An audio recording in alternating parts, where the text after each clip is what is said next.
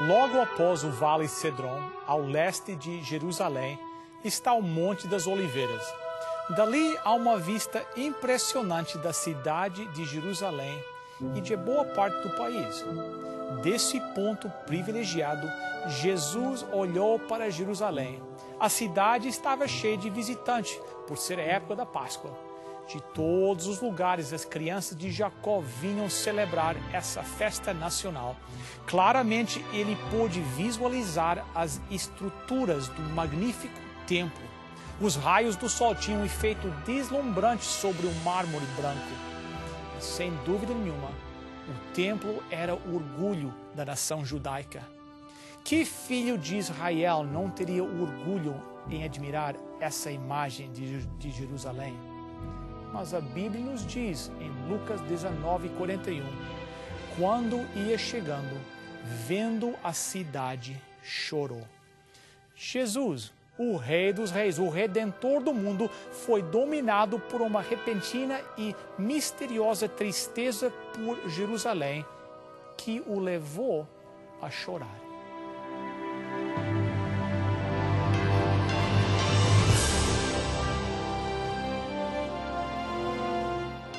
Venceu a prova do tempo. O livro de Deus, a Bíblia. Ainda relevante neste mundo complexo. Está escrito, partilhando mensagens de esperança ao redor do mundo.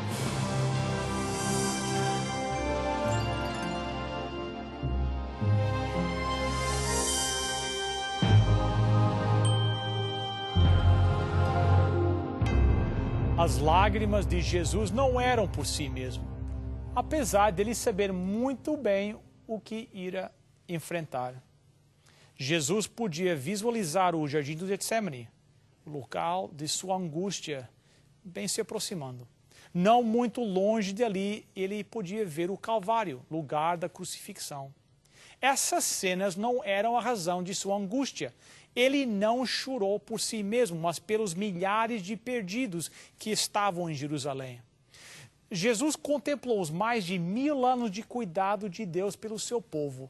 Lá estava o Monte Moriá, onde a gloriosa promessa messiânica tinha sido confirmada ao Pai da fé. Cristo viu Jerusalém como um símbolo do mundo inteiro, um mundo endurecido pela incredulidade e rebelião. Foi essa tristeza que forçou as suas lágrimas caírem. Mas mais uma vez o coração de Jesus foi movido pela compaixão ao ele contemplar os aflitos e o sofrimento de seus filhos.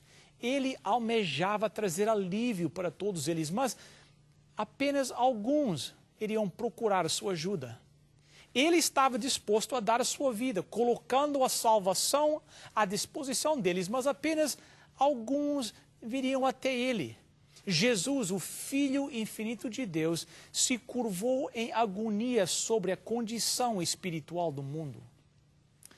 2 dias antes da Páscoa, após Jesus ter saído do templo pela última vez, depois de denunciar a hipocrisia das regras dos judeus, ele se dirigiu ao Monte das Oliveiras com seus discípulos.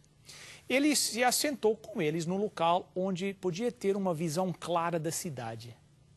Mais uma vez, ele olhou fixamente para os muros, a torre, os palácios. Mais uma vez, ele contemplou o esplendor deslumbrante do templo que coroava o monte sagrado. O primeiro templo foi erguido durante o período de maior prosperidade na história de Israel. Há vários relatos sobre o rei Davi recolhendo tesouros para a construção do primeiro templo. Os planos para a construção foram dados por inspiração divina. Salomão, o mais sábio dos reis de Israel, realizou a construção. Esse templo foi a obra mais magnífica que este mundo já viu. Ainda assim, o Senhor declarou ao profeta Ageu o seguinte sobre o segundo templo, no capítulo 2, versos 7 e 9. Farei abalar todas as nações, e as coisas preciosas de todas as nações virão, e encherei de glória esta casa, diz o Senhor dos Exércitos. A glória desta última casa será maior do que a da primeira, diz o Senhor dos Exércitos, e neste lugar darei a paz, diz o Senhor dos Exércitos. Depois de Nabucodonosor ter destruído o templo, ele foi reconstruído cerca de 500 anos antes do nascimento de Cristo. Jerusalém estava destruída e devastada, mas aqueles que retornaram do exílio decidiram reerguer o templo. Havia entre aqueles que voltaram pessoas idosas que tinham visto a glória do templo de Salomão. Eles choraram junto à fundação do novo templo, pois sabiam que o segundo templo seria muito inferior ao primeiro. O sentimento que prevaleceu foi fortemente descrito pelo profeta Ageu no capítulo 2, no verso 3. Quem dentre vós que tenha sobrevivido contemplou esta casa na sua primeira glória? E como a vedes agora? Não é ela como nada aos nossos olhos? Então foi dada a promessa que a glória desse novo templo seria muito maior do que a do primeiro. O segundo templo não se igualou com a grandeza do primeiro, nem foi consagrado pela visível manifestação divina, como foi o primeiro templo. Não houve nenhuma manifestação do poder sobrenatural que marcasse a sua dedicação. Nenhuma nuvem de glória foi vista preenchendo o novo santuário. Nenhum fogo do céu desceu para consumir o sacrifício. O Shekinah não habitava mais entre os querubim no lugar santo. A arca do concerto, o propiciatório, as tábuas do testemunho não estavam lá presentes. Nenhuma voz ecoou do céu confirmando ao sacerdote a vontade de Jeová. Por séculos, os judeus tentaram em vão mostrar que a promessa de Deus dada a Ageu tinha sido cumprida. O orgulho e a incredulidade cegaram suas mentes para o verdadeiro significado das palavras do profeta. O segundo templo não foi honrado com a nuvem gloriosa de Jeová, mas sim com a presença do Deus que se fez carne. O desejado de todas as nações realmente se manifestou em seu templo, quando o homem de Nazaré ensinou e curou nos lugares sagrados. Com a presença de Cristo, o segundo templo realmente excedeu a glória do primeiro. Mas Israel rejeitou o dom de Deus vindo do céu. E ao humilde professor se afastar dos portões, a glória de Deus se afastava para sempre do templo. As palavras do Salvador estavam se cumprindo. Eis que a vossa casa vos ficará deserta. Mateus 23, 38. Os discípulos ficaram intrigados com a profecia de Cristo sobre a queda do templo. Eles queriam entender o significado completo daquela profecia. Riqueza, esforços e muito trabalho foram investidos por mais de 40 anos para realizar a grandeza do templo. Herodes o Grande utilizou os tesouros do cofre romano e judeu na reforma do templo. Grandes pedras maciças de mármore foram trazidas de Roma para fazer parte da sua estrutura. Até mesmo os discípulos chamaram a atenção de Cristo, dizendo: Mestre, que pedras, que construções, Marcos 13, verso 1. E em resposta ao comentário dos discípulos, Jesus profetizou: pois eu afirmo a vocês que isto é verdade, aqui não ficará uma pedra em cima da outra. Tudo será destruído. Mateus 24, 2. Essa conversa sobre a destruição do templo e a queda de Jerusalém levou os discípulos a concluírem que Jesus estava prestes a estabelecer o seu reino aqui na terra. E que os judeus corruptos iriam ser punidos e que Cristo iria liderar Israel contra a ocupação romana da Terra Santa. Ao Jesus falar sobre a sua segunda vinda e sobre o julgamento de Jerusalém, as mentes dos discípulos começaram a pensar nesse glorioso dia. Então, Eles perguntaram, Mateus 24, verso 3, quando sucederão estas coisas e que sinal haverá da tua vinda e da consumação do século? Por causa da misericórdia de Deus, o futuro não foi completamente desenvedado aos discípulos. Eles já estavam bastante assustados com os dois terríveis acontecimentos revelados, o sofrimento e a morte de Jesus e a destruição de Jerusalém do templo. O que Cristo fez foi muito poderoso. Ele expôs perante os discípulos os importantes eventos que aconteceriam antes do fim dos tempos. Suas palavras não foram completamente entendidas, mas o significado daquelas palavras seriam reveladas ao seu povo à medida que eles necessitassem de esclarecimento.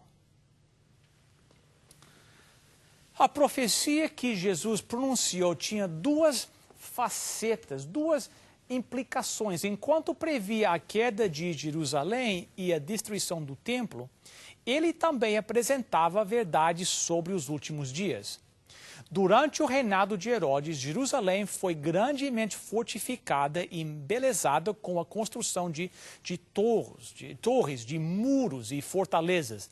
A cidade foi considerada indestrutível. Ao Jesus profetizar publicamente a queda de Jerusalém, ele deve ter soado como um louco. Mas ele mesmo disse, Mateus 24, 35, passará o céu e a terra, porém as minhas palavras não passarão. Aproximadamente 40 anos após Jesus ter pronunciado a destruição de Jerusalém, o Senhor atrasou o seu julgamento sobre a cidade e a nação. Entre os judeus, ainda havia muitos que eram ignorantes quanto ao caráter e obra de Cristo. Muitas crianças ainda não tinham usufruído da oportunidade que seus pais tinham rejeitado.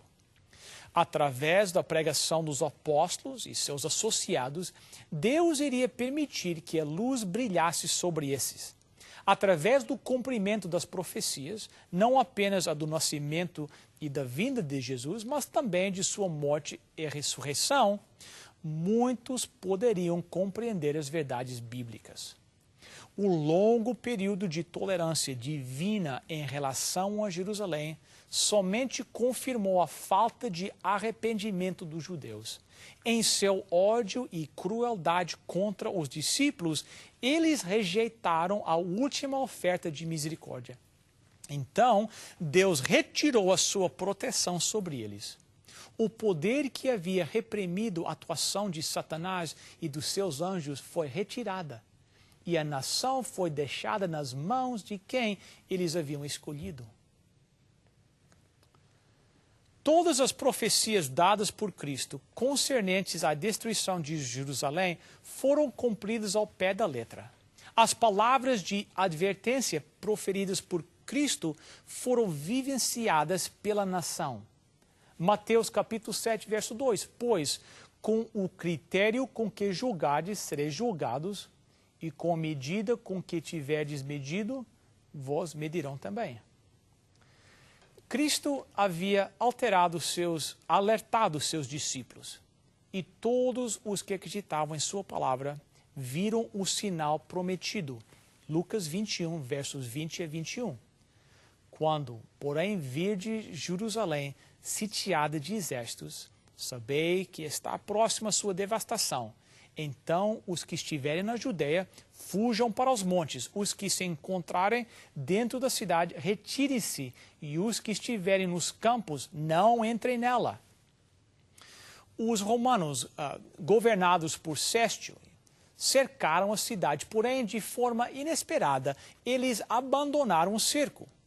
Eles estavam ao ponto de se entregar quando o general romano retirou seus exércitos sem uma razão aparente.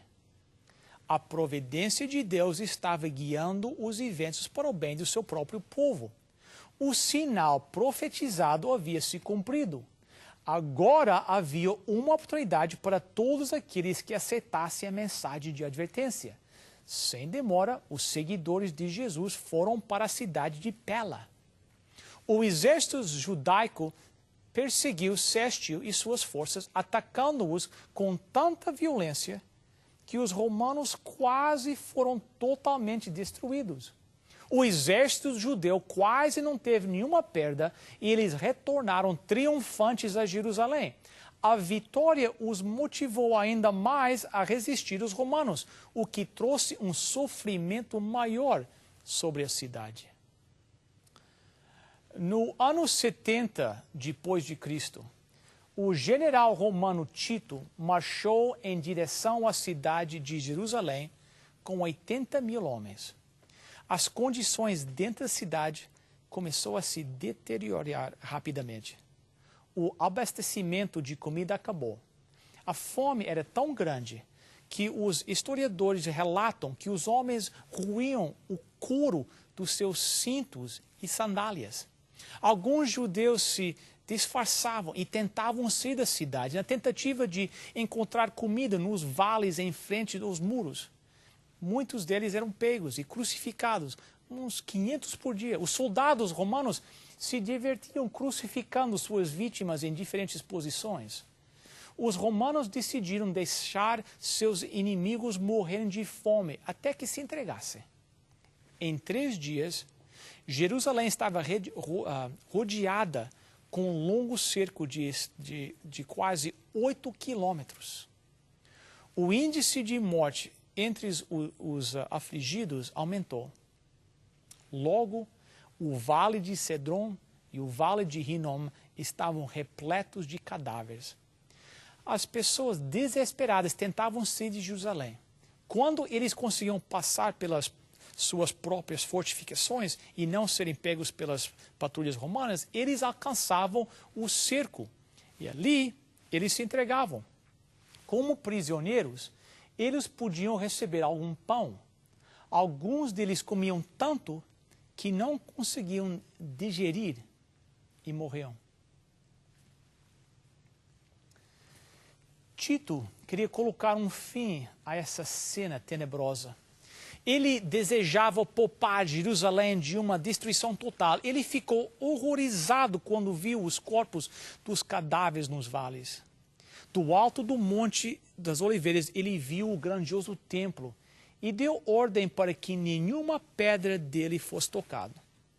Tito fez um apelo sincero aos líderes judeus para não forçá-lo a sujar aquele lugar sagrado com sangue. Se eles saíssem do templo e lutassem em outro lugar, nenhum romano iria violar a santidade daquele local. O próprio Joséfo fez um apelo ainda mais eloquente.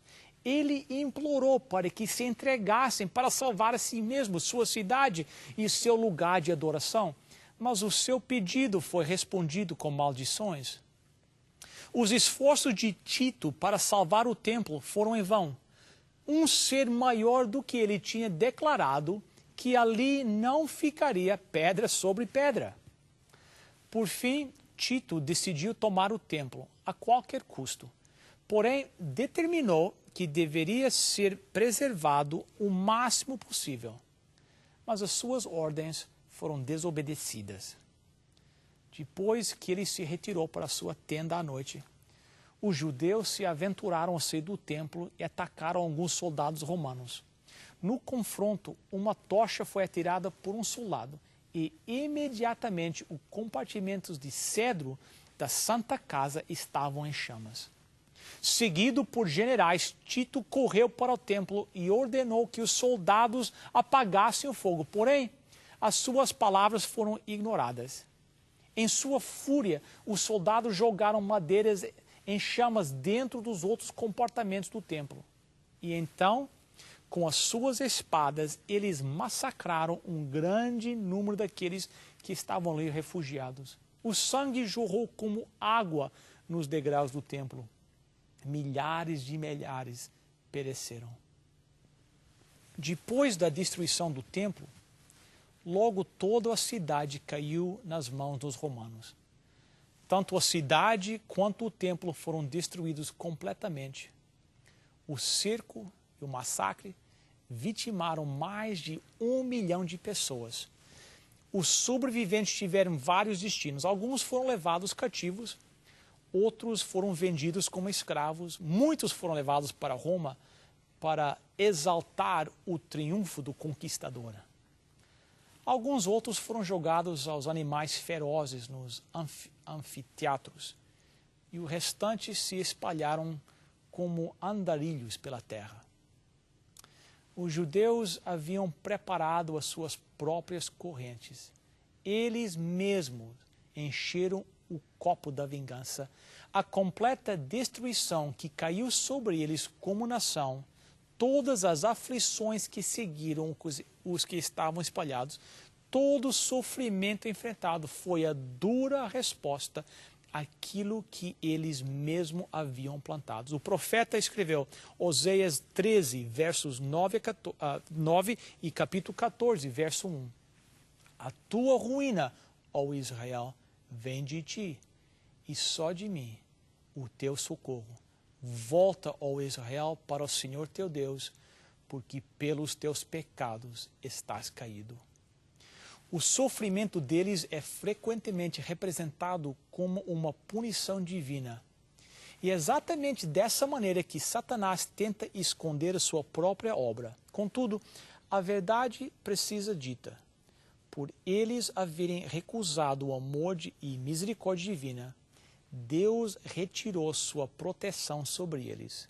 E sem essa proteção, eles receberam o que escolheram: Satanás como seu governante. A horrível destruição de Jerusalém é uma demonstração do poder de Satanás sobre aqueles que se rendem ao seu controle. A destruição de Jerusalém é uma mensagem solene para aqueles que, dia após dia, rejeitam a graça e a misericórdia de Deus. A profecia de Jesus sobre a queda de Jerusalém terá um outro cumprimento. Assim como nos dias da destruição de Jerusalém, os filhos de Deus serão salvos. Mateus 24, versos 30 e 31. Então aparecerá no céu o sinal do Filho do Homem. Todos os povos da terra se lamentarão e verão o Filho do Homem vindo sobre as nuvens do céu com poder e muita glória. E ele enviará os seus anjos com grande clangor de trombeta, os quais reunirão os seus escolhidos dos quatro ventos, uma à outra extremidade dos céus. Hoje, o mundo não está melhor preparado para aceitar a mensagem de advertência do que estavam os judeus. Para aqueles que não estão preparados, o dia em que o Senhor vier como ladrão será uma horrível surpresa. Por que não aproveitar essa oportunidade hoje, agora, para dizer: Jesus, eu preciso de você hoje em minha vida. Eu quero estar preparado quando o Senhor vier nas nuvens dos céus. Oremos. Nosso Deus e nosso Pai, nós te agradecemos as tuas bênçãos e pedimos por todos aqueles que estão se entregando a Jesus agora, que eles possam estar preparados para o encontrar quando ele vier em toda a sua glória. Em nome e por amor de Jesus. Amém.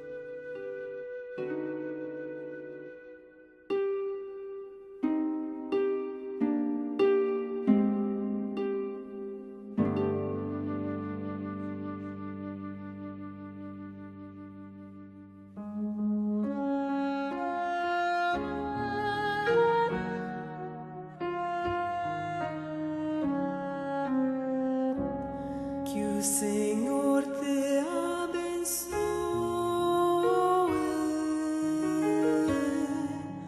e te guarde. Que o Senhor faça resplandecer seu rosto sobre ti e de ti tenha misericórdia. Que o Senhor levante sobre ti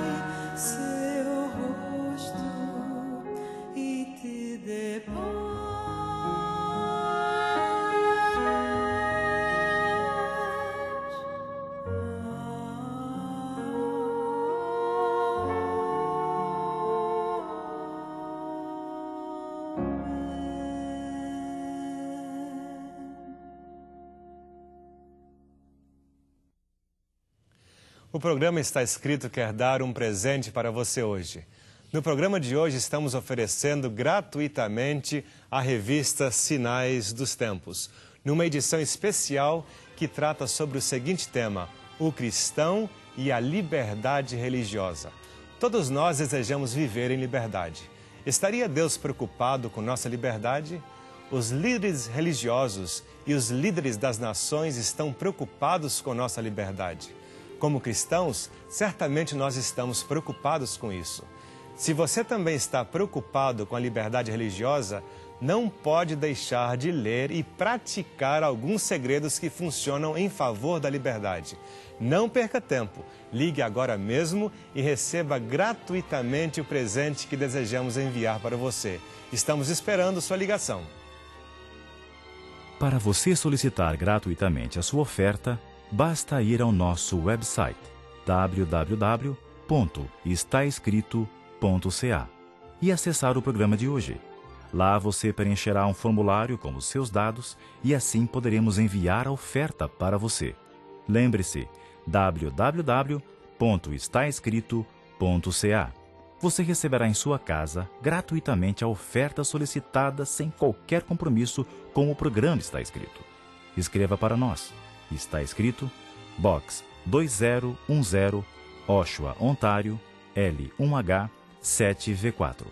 Agradecemos as suas cartas, os pedidos de oração que nos enviam e também o seu apoio financeiro.